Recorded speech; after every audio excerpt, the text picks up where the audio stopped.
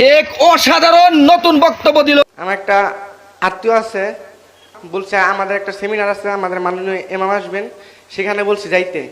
ওই আত্মীয়টা বললো যে ছবি তোলাই তো হারাম, আর ওনার যে প্রোগ্রাম হয় সেখানে সে ব্যানার ফেস্টুনে ছবি দিয়া বড়াই ফেলায়। তারপর আমি বললাম এটা কোন হাদিসে আছে, কোন কোরআনে আছে? তারপর সে বললো আমি জানি না, একটা হুজুর বলছে। তারপর আমি বলছি দয়া করে আমার সাথে সেই হুজুরে দেখা করাই দেন।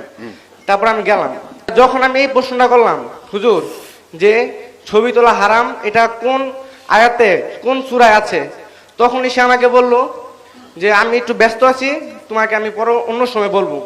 তো আমার দাড়ি নাই, আমার জুব্বা নাই, আমার টুপি নাই, আমি মাদ্রাসায় পড়ি নাই, সে মাদ্রাসায় পড়ছে, সে উচ্চশিক্ষিত।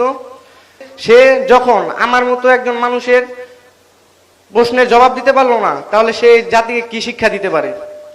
তাদের মেন কাজ হচ্ছে তারা ঐক্যবদ্ধ হবে না। এখন একটা উসিলা ধরা লাগবে। উসিলা হচ্ছে আমাদের সেমিনারে ছবি তোলা হচ্ছে কেন, আমরা ব্যানারে ছবি দিই, আসলে ছবিগুলি আমরা দিচ্ছি অপ্রয়োজনে না। যেমন আমাদের আন্দোলন সম্পর্কে প্রচুর প্রপাগান্ডা করা হয়েছে।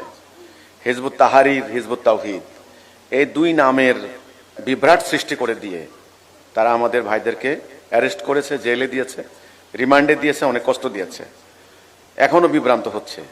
তো সেই জন্য আমাদের আইডেন্টিফিকেশন, আমাদেরকে আলাদা করার জন্য, আমরা বোঝার জন্য আমাদের আন্দোলনের প্রতিষ্ঠাতা কে, তিনি যেহেতু দুনিয়াতে আজকে জীবিত নাই, এই আন্দোলন লিড দিচ্ছে কে। যেমন আমার ছবি, আমরা সিদ্ধান্ত নিয়েছি যে আমাদের ইমামুজ্জামানের ফটো এবং আমার ফটো, এই দুইটি ছবি আমাদের সভা সমাবেশগুলিতে আপনারা রাখবেন। কেন রাখবেন? আমাদের পরিচিতির জন্য, আমাদের জানার জন্য যে এই আন্দোলনের সদস্যরা এনাদের অনুসারী। এই জন্য আমরা অনর্থক অপ্রয়োজনে কিন্তু ছবি দেই না, এটা একটা উদ্দেশ্য আছে আমাদের। আমি আবার বলছি, আমাদের বিরুদ্ধে ব্যাপক বিভ্রান্তি সৃষ্টি করেছে। সেজন্য আমাদের পরিচিতির জন্য, আমাদের প্রতিষ্ঠাতা কে, আমাদের আন্দোলনের ইমাম কে, ওনাদের সম্পর্কে জানানোর জন্য আমরা এই ফটোগুলি ইউজ করি। ক্লিয়ার? আর ফটো তোলার ক্ষেত্রে, ফটো ব্যবহারের ক্ষেত্রে সবকিছু নির্ভর করে ব্যবহারের উপর। উদ্দেশ্য কি? আমি বলি, যদি অশ্লীল, অনর্থক, আল্লাহ নাফরমানি হয় এমন কোনো কাজ যদি কেউ করে, সেটা হারাম।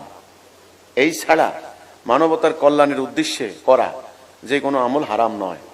ছবি তোলা হারাম নয়, ছবি তোলার ব্যাপারে কোরআনে কোনো ডাইরেকশন নাই।